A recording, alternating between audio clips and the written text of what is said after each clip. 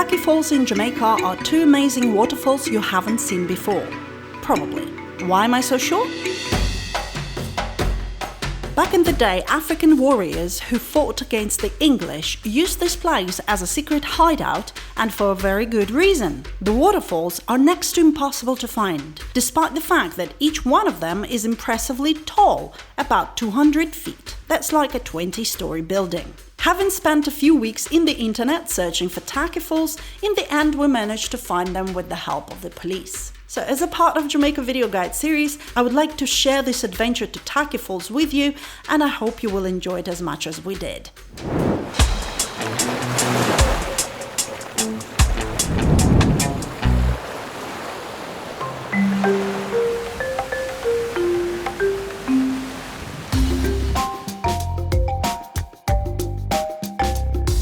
If you search for Tacky Falls on Google Maps today, you will find them right here in the middle of the rainforest. And that's because I added their location in July 2016. It took Google over a month to respond to my request, but the place was finally added and approved as a historical landmark right here in St. Mary Parish, Jamaica. However, even now when everybody can see the exact location, the hike to Tacky Falls is not for the faint of heart. And the problem is, of course, this part of rainforest. But first, let's have a look if the trip is worth your time. There are two parts of Tacky Falls. The so-called top Tacky Fall that everybody gets to see, and the bottom Tacky Fall, where you can only get if you have proper climbing skills and equipment. There is a cave close to bottom Tacky Fall, but we shall explore this in a different video. The first thing what makes Tacky Falls so special is that they look very different depending on the amount of rain in the area. So different that you might not even think that these are the same waterfalls. Here is the waterfall after a few months with no rain, filmed in July. And this is the very same waterfall after a lot of rain, filmed in February. As you see, the difference is incredible, and since rainy seasons in Jamaica are not guaranteed, it took us a few trips before we could capture Tacky Falls in their full power. And that happened during the so-called dry season, which was weird. But I suggest watching our video about weather in Jamaica to get a better idea what's going on with seasons here. So please ignore the reviews where people are writing things like, "The waterfall has dried out, that's it, no point going there." Well, tomorrow it can be a completely different story, because this is simply how ecosystem works in Jamaica, with waterfalls and rivers being high and low on regular basis. However, the experience you get with Tacky Falls can be amazing regardless the weather. If it's been nice and sunny and Tacky Falls are almost dry, it's a good thing, because you will be able to walk across the river on the way to waterfalls without getting your shoes wet. The trail through the rainforest above the cliff will not be slippery, so you won't have to fear for your life as much. You will be able to stand at the top of each waterfall and look down, if you're not afraid of heights, that is. Well, we're up on the top. I look down from there. My name is Janai. Do you live around here? Yeah. Okay. So tell me a bit about this waterfall. This waterfall is nice. It's rain in September. Flow high all over there. Flow out all over there. So there is a cave down there? Yeah, the cave is down there. You just climb over here? Yeah. Yeah, you just have a rope, come up there, come down. Ah, okay. So you can go down there, but them thief it. Oh, they stole it? Yeah. So you're not really there again, you can go down there. Alright. Yeah. That used to be a rope here? Yeah. Wow. Bottom Tacky Falls? Yeah. Alright. Does the water actually come down? It just comes down from that way? When it's high, come on. Oh, it over here, really? Yeah, all over there. You can even take a sneak peek at the bottom Tacky Fall. With full waterfall, this is simply impossible, since the water current would push everything off the cliff. Now, of course, if the waterfall is full and water is high, you get to see all the amazing power and beauty of Tacky Falls.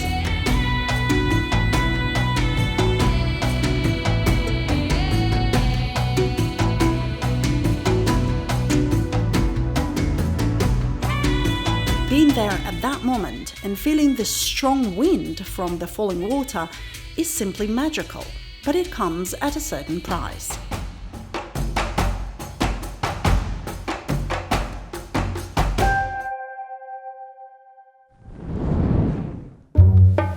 When the waterfall is full and the most beautiful, it is also the most dangerous. Everything around the waterfall is super slippery and you don't want to fall into the water because, well, the current will take you right off the second cliff, which is a death sentence.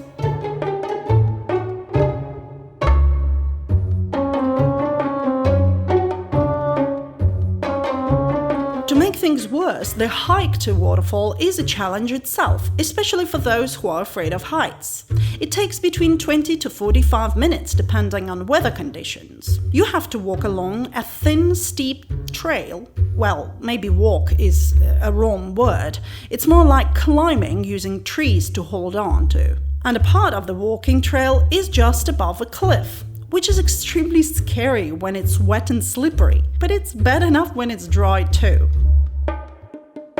I seriously had a problem filming anything at all when I was there on the first trip, because I was focusing on me and my friends surviving more than anything. So, sorry. First parts of that trail are okay, especially in dry days.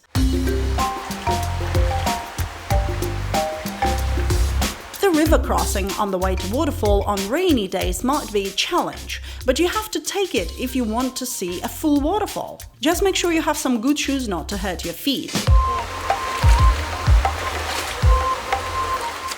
And the last negative thing I can think of is probably that the waterfall is free. Why is that a bad thing, you might wonder? Isn't it just good that it's pure nature? Well, floods and landslides are also pure nature, but humans don't tend to like them that much. You see, the waterfalls are not maintained. The local community is not benefiting from tourism, while the trail is not controlled by anyone, and on rainy days it provides a serious threat to safety of locals and visitors alike. If you are an experienced traveler looking for a true non-touristy adventure, Tacky Falls is the place to go. Though I would still suggest doing it on dry days better. Then you will only need a medium fitness level for that, and no special gear required. I mean, my friend managed to get there wearing a skirt, so it's okay. And the other thing, definitely ask somebody from the locals to be your guide. Just drive over here and come out of the car and just ask people. Not only you would be able to contribute to the community, but also it's a good idea to have a guide not to get lost in the rainforest, since the trail is not always obvious. Like, can you really see the trail here? But there is one more thing that makes Tacky Falls even more special. It's historical heritage, which was exactly the reason why I began my quest on searching for Tacky Falls in the first place.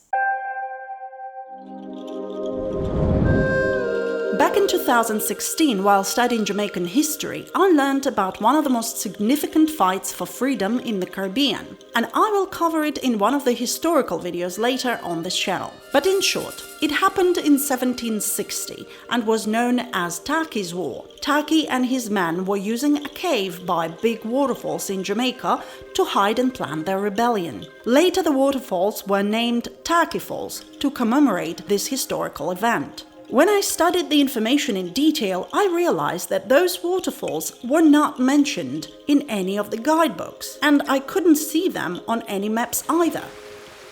So the question is, how do you find something when you don't even know what it looks like? Sure, you can ask the locals or even professional tour guides, but what if they never heard of these amazing waterfalls? While all you find in the internet are only historical notes without mentioning a specific location.